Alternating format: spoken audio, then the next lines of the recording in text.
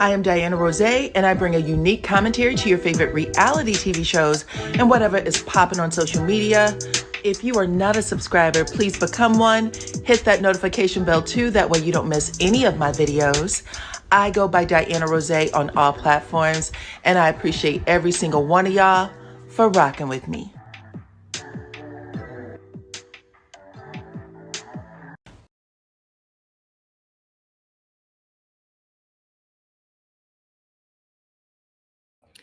What's up, Supreme Team, and welcome to the channel. It's your girl, DYANAROZAY, and I'm here to bring y'all the latest installment of Follow the Money.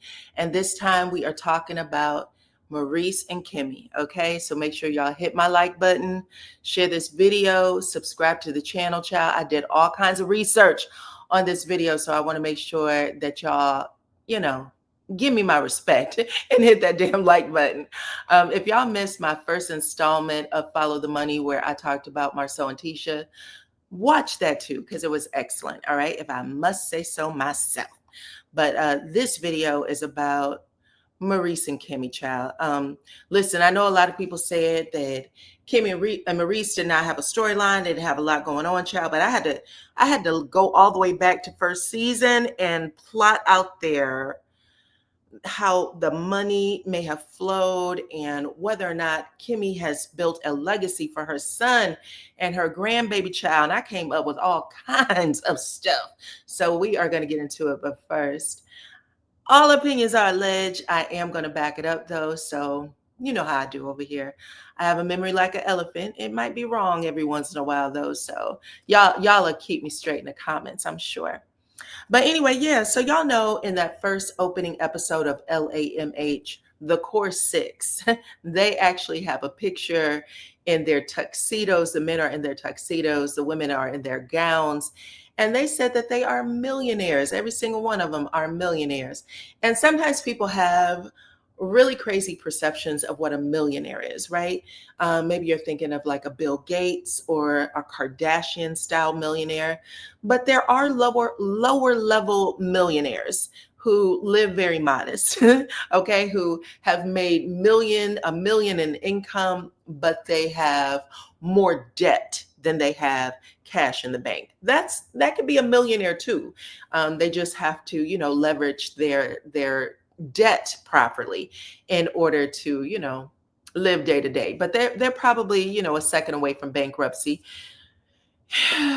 Child, we'll talk about that too. But let's get into Maurice and Kimmi real quick. So we know that they all said that they were millionaires, and Maurice actually says in that first season that his income came from two sources. He owned a credit counseling business, and he also owned multiple properties. Some of those properties were mortgage free.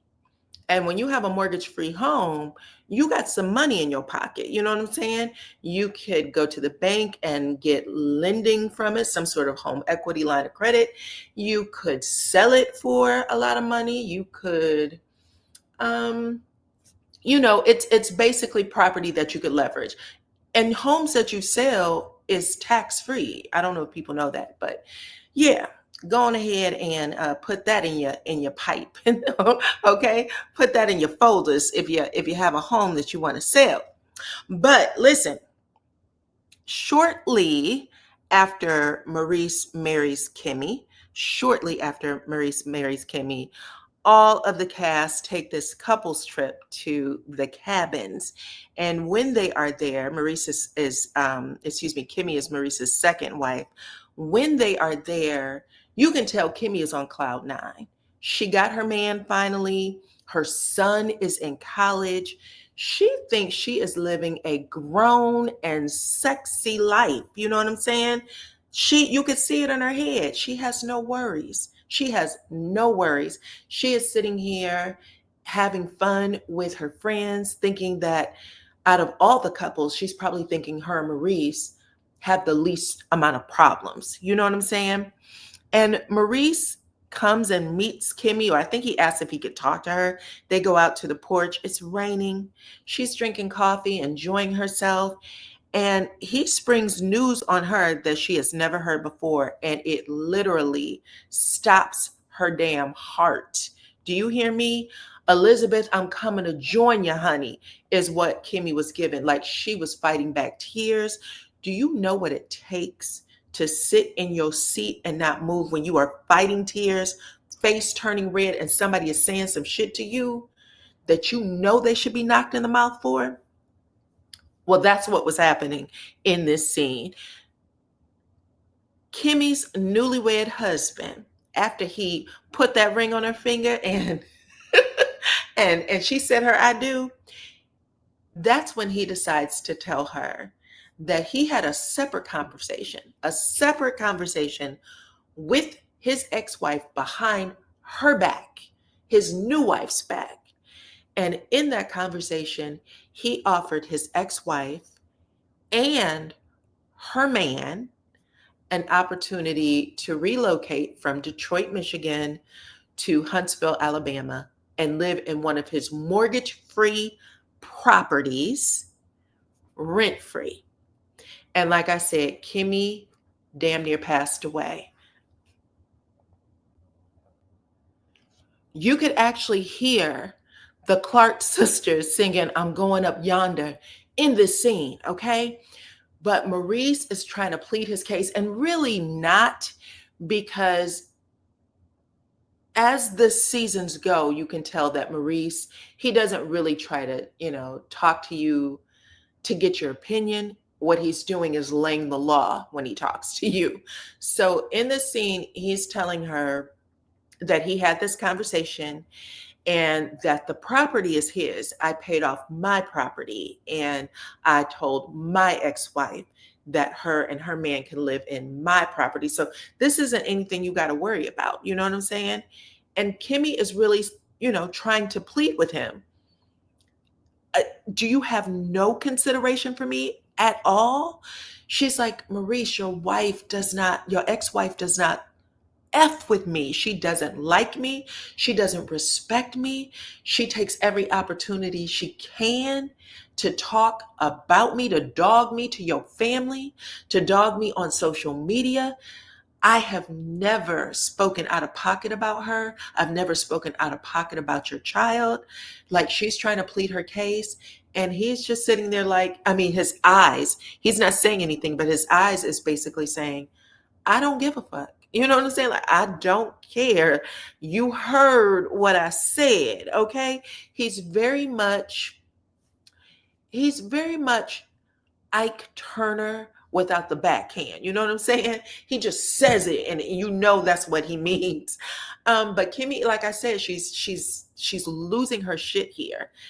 And when Maurice is done, he stands up over Kimmi as if to say, fix your face, and there's nothing you could do about it. You know what I'm saying? Just fix your face, because this is what it is. And then he walks off. And Kimmi is sitting there trying desperately to find her composure. And she looks at the cameraman and says, are we done? Because she knows she's about to explode. But right then and there, that's when we find out that Maurice is the type of man who is only going to tell you what he wants you to know, never what you need to know. And we've seen Kimmi walk into several landmines on this show because Maurice let her when he could have told her. You know what I'm saying? He's also an F your feelings type of guy. Even though he tries to act like he's sensitive to everybody else's stuff, he's not, child, not in the slightest. But yeah, when I went back and I was looking at that scene, I was like, this is a man who thinks that because it belongs to him, he can do what he wants to do. You know what I'm saying? And that also let me read into some of these other scenes with Kimmi, that even though they might share some assets, Kimmi got her own, okay? But back to the money with Maurice, okay? In a live video, I believe it was on IG, Maurice actually shared that he became a millionaire through real estate. He said that prior to the 2008 housing crash, which a lot of y'all should remember, he said that he had a real estate portfolio that was well over $1 million. Now, keep that in mind, child, because that's going to bring up some of these hurt feelings that Kiowa has. But he said that he had a real estate portfolio well over $1 million, and that his wealth took a major hit during the housing downturn. And he also said that he opened up the credit agency right after that. Now, he didn't say how much he lost in the housing market, but when I was able to look up when it opened, it said it opened around 2012, which was right around the time him and Kimmi would have been seriously dating for real, for real. Okay. So 4 years after the housing crash, he opens the real estate agency. 4 years after. Keep that in mind.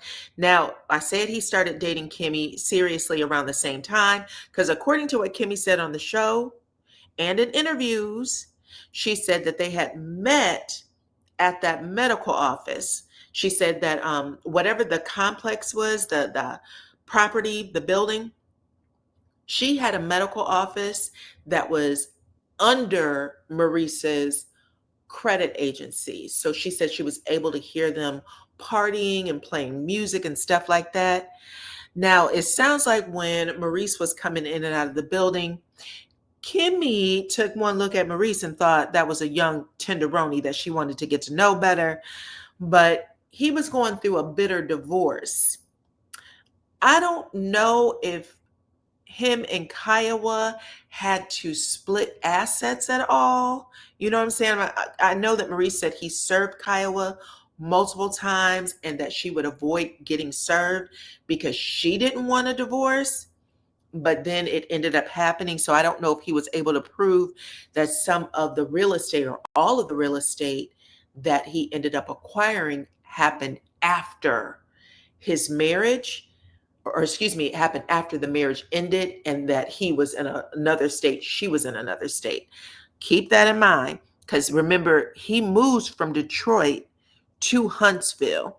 And when he got there, they said that Maurice had a side hustle as a barber, if you want to believe this or not.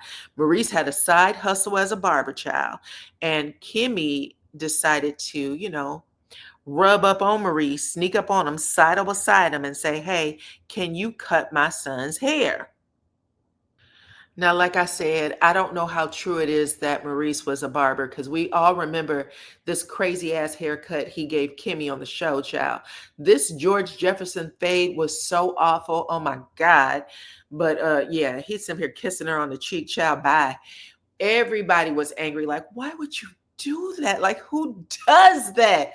Anyway, Kimmi said that that was how they met. She ended up, because Maurice actually was right. Kimmi was best friends with a woman named Patricia, and Patricia was Maurice's sister-in-law because yeah, at the time that was her sister-in-law. So this story gets a little convoluted, but this is what was shared, y'all. So I'm just trying to go with it. But anyway, that was allegedly how Maurice and Kimmi's friendship began or situationship began, if you believe Kiowa's version of the story, because Kiowa said that her and Maurice, she said that they weren't wholly divorced yet. Y'all remember that? She said we weren't divorced yet. And Kimmi was running around with them damn thong bikinis on and showing off too much thigh, too much breast, too much ass. Kiowa had a problem with that, period. Kiowa strongly believed that if Kimmi would not have interfered, that her and Maurice could have reconciled. So, it seems that Kyle was sick of Maurice's shit when he was over there in Detroit, though, because she told him to call Tyrone and get the hell on, okay? And according to Maurice, even though the details are a little murky, but Maurice accused Kiowa of letting another man use his toothbrush.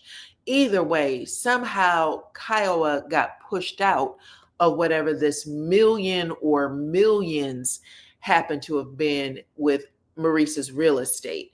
And even Tisha and Marceau said that. They went, well, Maurice changed when he ended up coming to Huntsville. And Kiowa thought, well, damn, you finally became the man I wanted you to be. So she was looking to get him back.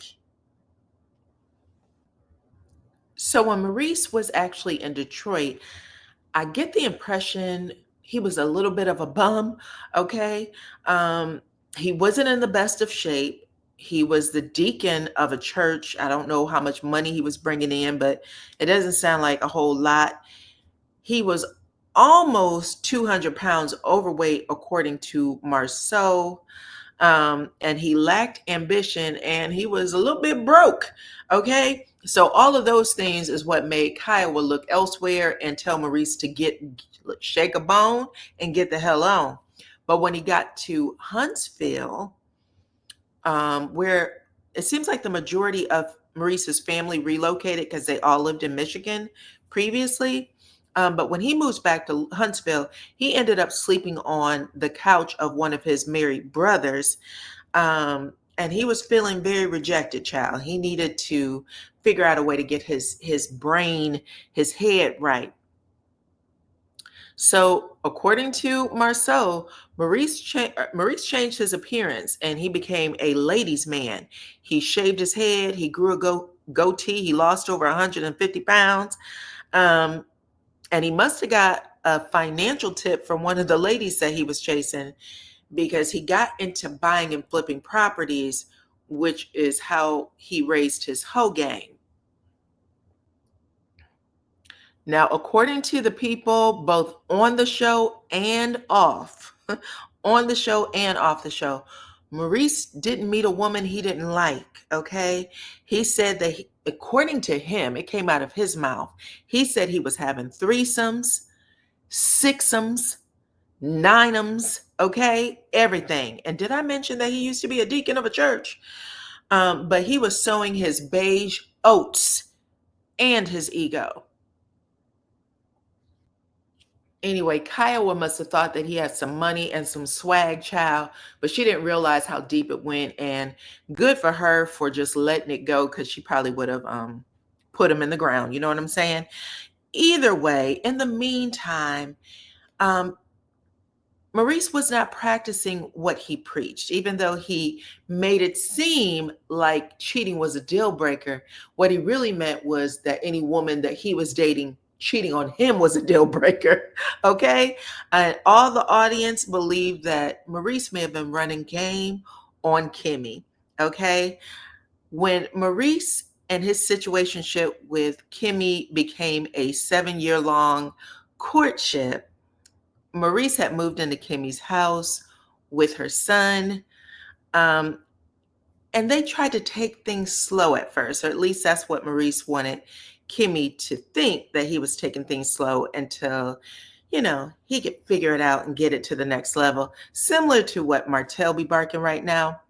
But after Jaylen had turned to 18 and headed off to college, that's when Maurice finally popped the question. Is that a coincidence or not? Isn't it a little weird that he waited until after Kimmi's son got of age and then he popped the question to her? Talk to me in the comments if y'all think so. I kind of do. So when Maurice met Kimmi, let's talk about her income. When he met Kimmi, she was very much financially independent, for sure, for sure. She was born and raised in Baltimore. Kimmi's bag actually came from being a registered nurse for over 30 years, and she was getting paid great money. Not good money, great money. Kimmi was extremely intelligent, and she knew it. Like, she knew it. After accidentally getting pregnant, though, as a young girl, she had to learn a skill real quick, one that was going to take care of her and her son for life. So she actually put herself through nursing school. She said she went to school at night and she took care of her baby during the day. She actually says that she had very little help from her parents because they were the type of parents that believed that if you breed it, you feed it. That's tough love, and a lot of parents had that mentality, may still have that mentality today. But also, Jaylen's biological father wasn't a whole lot of help. According to Jaylen, he was completely absent in his life. And Kimmi even shared a story about Jaylen's dad attempting to hurt her by taking her to court for full custody. Smooth out of the blue. This is somebody that was just never around. And then she got served court papers. She said that he seemed to have no interest in her son. She didn't really make a big deal out of it. She just, took her licks and kept on ticking. But Jaylen's biological dad wanted to shake the table. I guess he had some resentment or some, hate for Kimmi. And he tried to take her baby and her best friend because Jaylen and Kimmi were, thick as thieves, according to what everybody said about the two of them growing up when Jaylen was growing up. So she also had to deal with the financial worries of legal fees and lawyers with Jaylen's father.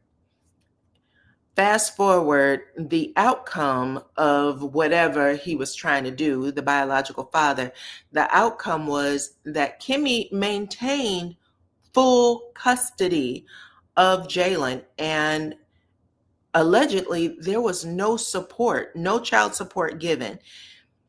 Neither Kimmi or Jaylen said that they have a relationship with this man to this day. And Kimmi moved on. She had went from Baltimore to Huntsville, continuing her education and just trying to make it. You know what I'm saying? Now, after leaving Baltimore behind, being a single woman, trying to figure things out in Huntsville, Kimmi had to hustle even harder to protect herself and her baby. And she described herself as someone who was very quick to pop off.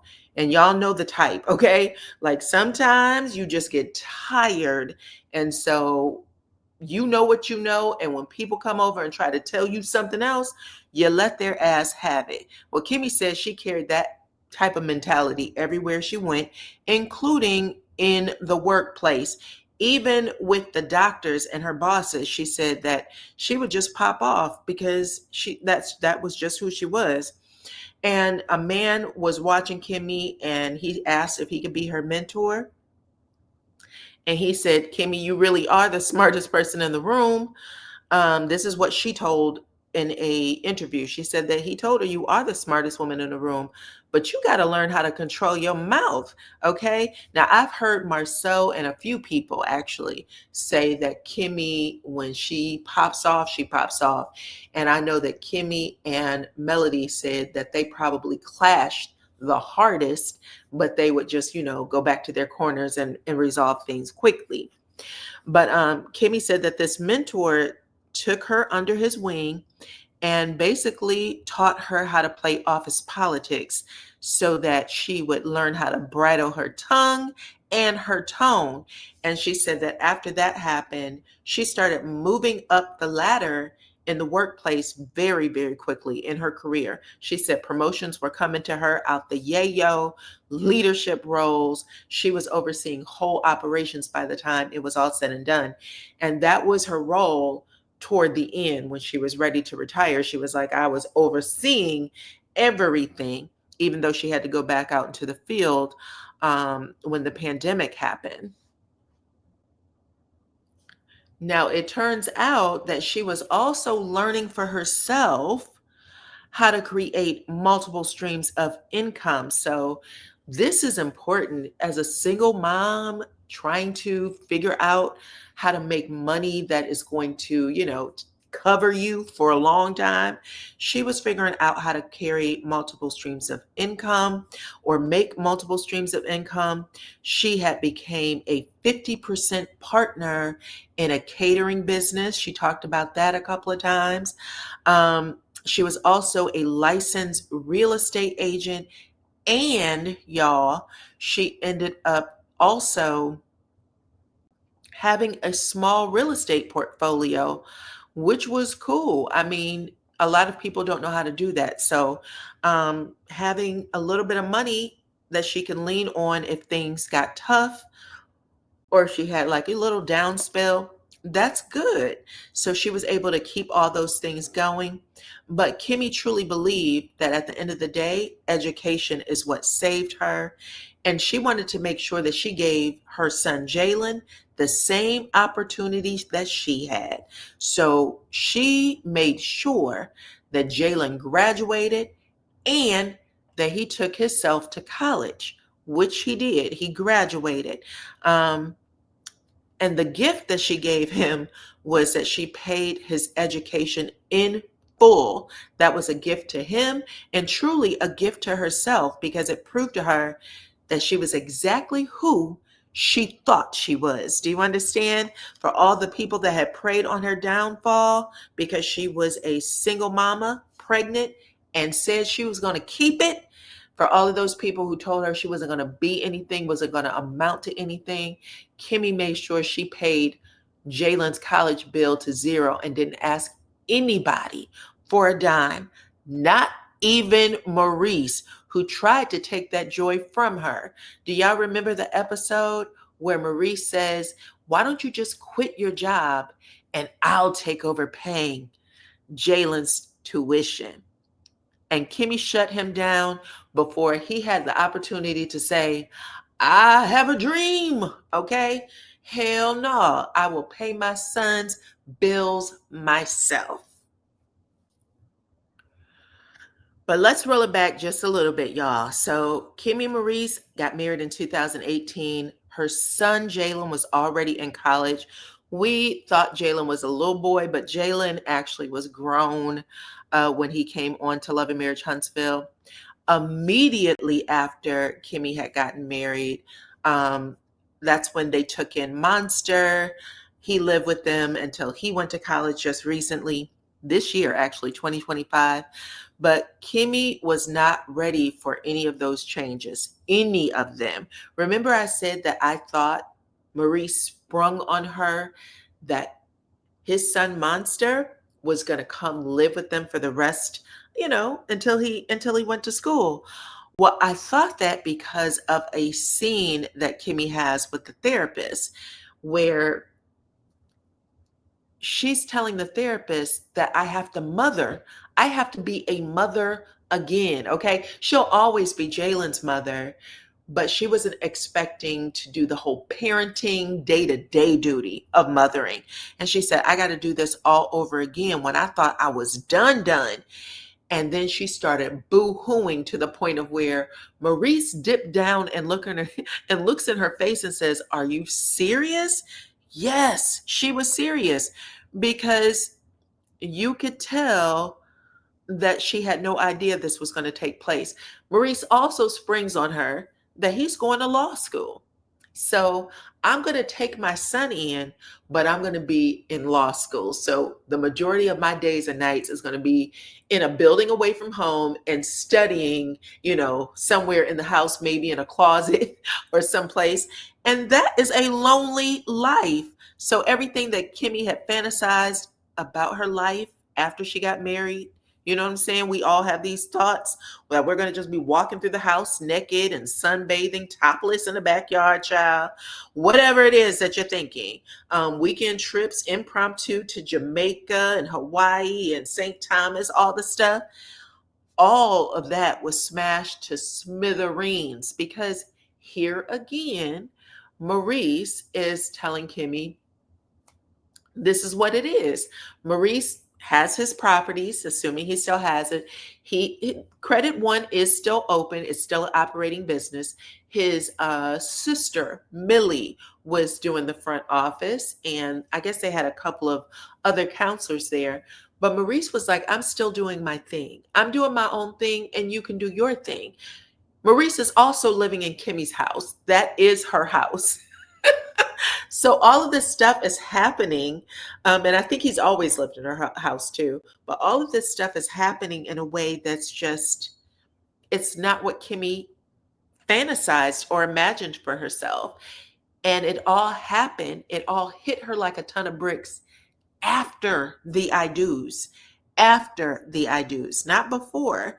So after living with this man for whatever many years, I guess she just thought that they would continue on just being married, and now Jaylen is out the house. But her life changed. She became a mom, a full time mom again. And that was crazy. And she confronted him about it a couple of times. And his response to it was to shut her down and say, "You don't have to do anything. All decisions made about, Monster will be between me and his mother," which was still the wrong thing to do and still ignorant. But whatever, Kimmi did try to do things her man's way. She did quit her job, but she did have a nest egg too. Because, like I said, she actually was the one who said she was making hella money. She was able to pay all of Jaylen's bills off. Um, and she had a small little real estate portfolio, but she still had it. It was hers. She also owned her home. Um, she became a full time realtor, and she was looking for other spots. So outside of being on Love and Marriage Huntsville, she also did a show on HGTV. I think it was called House Hunters, where she was able to do a little real estate thing there. So she had some TV appearances and cameo shots. She was still an active stepmother, a supportive wife, dealing with the highs and lows of marriage, child, because them first few years of marriage are tough. And we saw Kimmi get kicked by everybody wearing shoes, child. Maurice took a swing multiple times. Kiowa took a few punches to the head. Who else? Both Tisha and Marcel gave it to a child. They beat the mess out of her. I think even Millie, the sister, so that would be her sister-in-law, took a punch. Y'all remember, Wanda told her, "Baby, you closer to my age. Let's go." Everybody on that show, for the most part, tried to take Kimmi smooth on out of there. Smooth on out of there. And if that wasn't enough, that's when Kimmi also got hit with another whammy.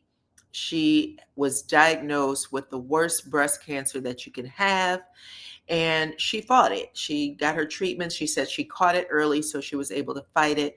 She ended up going to the other side of it with a clean bill of health. But even when Kimmi was sick, Maurice was still raggedy as hell. Maurice was one of the raggediest husbands, I think, on the show. If he ain't the raggediest, he damn sure the runner-up, child. But y'all remember, Maurice might be an undiagnosed sex addict, because he actually fixed his mouth to say during an interview that he fully expected Kimmi to satisfy him in the bedroom while actively going through chemo treatments. And social media knocked that man silly. They literally tried to take him out of here. I actually remember a doctor getting on social media and saying that he wanted to castrate Maurice. And we all remember Dennis McKinley, Portia Williams' baby daddy, told him to meet him outside so he could whoop his ass, child. Everybody took a turn with Maurice. They were tired of him. But after all that commotion had died down, Kimmi and Maurice, I guess they put that moment behind them. They tried to keep it moving. Kimmi got a broker's license. She opened the first Black-owned title company in the state of Alabama with Maurice and one of his brothers. So that is still doing well, and something to be proud of. That's a historic moment. It will go down in history. They also opened a business incubator together. These are the businesses that they have together, where independent businesses get to operate out of one building. They talked about this on the show, so that was cool for them.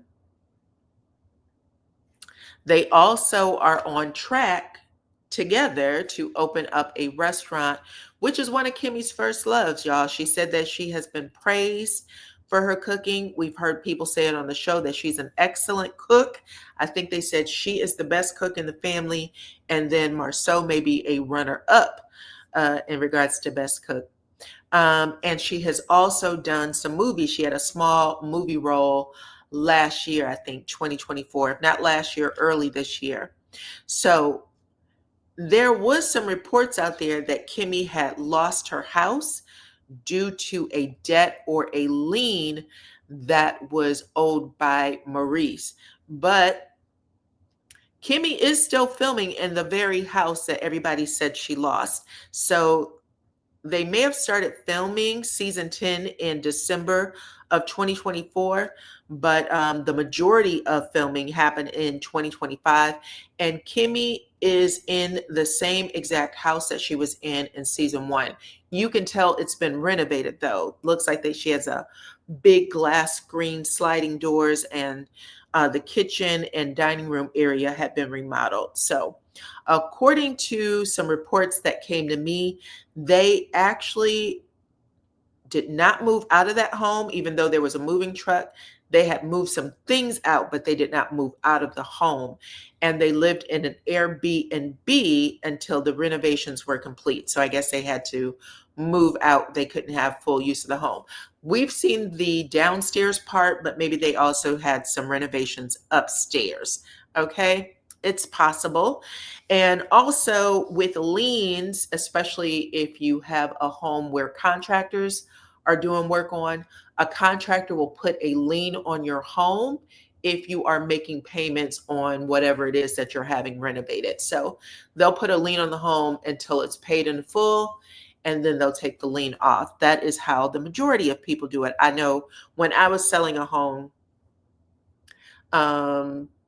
there was a lien put on my home until some things were fixed, and then the payment came out of the sale. So anyway, it sounds like there is a lot of things that she and Maurice have together that was actually very recently acquired within the last 2 to 3 years. But there are a lot of things that Kimmi owns independently and that are designated to go to her sons. So the properties that she has with her sons, the projects that she said she's going to do with her son are just going to be her and Jaylen. And Maurice will have no part in it. And it looks like she is doing everything she can to leave a legacy behind for her bestie, her bestie son, Jaylen. So that's good to know. I know that a lot of moms, dads like to leave things behind to their children, especially if they struggled when they were growing up or coming up. And it sounds like Jaylen has a good mama child. Anyway, that's what's happening financially anyway. In regards to Maurice, child, now he's already shared that he had that hiccup back in 2008 where he lost a large chunk of his real estate portfolio, but he's had a few hiccups since then too. Number one, he has had that DUI, even though there was no money lost there. It was embarrassing as hell for him. He had to explain it to his business partners and things like that. But later we found out that the charges were dropped. And some may be familiar with a multi-million-dollar lawsuit that was brought against him by watchers of the show of Love and Marriage Huntsville, child. That does not appear to be resolved yet. So that is something that he is still going through. And it only falls on Maurice, not on Kimmi. So when I say there's some divided assets here, there's divided assets here. I'm sure that she has protected herself. But financially, outside of that, they seem okay, more or less, okay? But y'all let me know how y'all think, what y'all think about Maurice and Kimmi and their Follow the Money segment here. Like I said, I think that after season 1, you can kind of see that Kimmi really wanted to separate the things that belong to her, the things that she worked for independently. She wanted to separate those things for herself. Maurice had already showed us that he was separating what he had previously for himself. And he wanted Kimmi to be a stay-at-home wife, a stay-at-home wife that waited for him to get to the house. That's just not who she is. She is definitely someone who enjoys her independence. That's for sure. She enjoys her independence. She enjoys getting it for herself. That nursing degree is forever. Technology might change up some things though, but she's a fast learner. And we will see what happens next. But y'all talk to me and let me know what y'all thoughts are on all of this, Kimmi and Maurice and their Show Me the Money. Show Me the Money segment. Also, y'all keep hitting that like button for me. Hit the like button, share the video, please, and thank you. Follow me on all my platforms at DYANAROZAY. Don't forget to become a subscriber if you are not already. I appreciate every single one of y'all for rocking with me. Talk to me in them comments, and I will check you on the next one. Bye-bye.